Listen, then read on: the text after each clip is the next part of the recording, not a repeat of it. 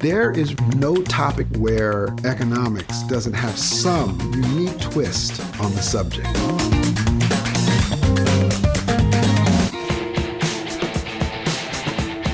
It probably won't surprise anyone, but Americans are becoming more and more polarized. The difference between Democrats and Republicans in 2003 versus 2023, the polarization has increased 30%. Some early economic theories told us if you and I disagree and we both get lots and lots of information and we see the same information, that soon enough our differences should decrease. And so I always thought as a young economist that the key to battling polarization was more information, until I started commuting with my wife. We're driving down this main stretch of road and someone veers but doesn't quite touch the white dashed lines, and she gives him a good solid honk. And I said, sweetheart, that was completely unnecessary.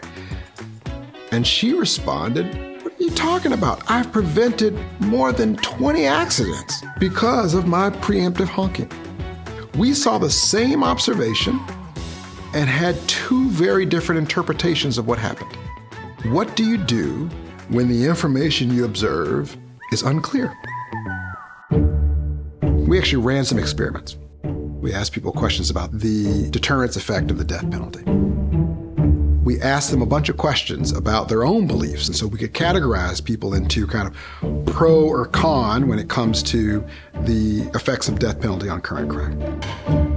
And then we gave everyone a series of abstracts from scientific papers to read. Some of them were purposely ambiguous. And as our theory would predict, they came in this far apart, they were given the same exact information, and they left the experiment further apart than when they came in.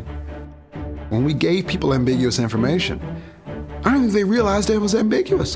They just coded it as fitting their own view. The pro people all interpreted the ambiguous evidence as pro. The con people interpreted the ambiguous evidence as con. And with access to more and more biased sources of information, I can only expect that our polarization will grow, not shrink. I want people to understand we're actually not as far apart as you might imagine. People with very, very similar views can be pushed away from each other. Yes, you're constantly bombarded with information, online and otherwise, and it's really hard to take a step back and say, how much of that information was unclear? But I do believe celebrating our common humanity and sit with people and understand their views, you might figure out that they're not as far from you as you might imagine.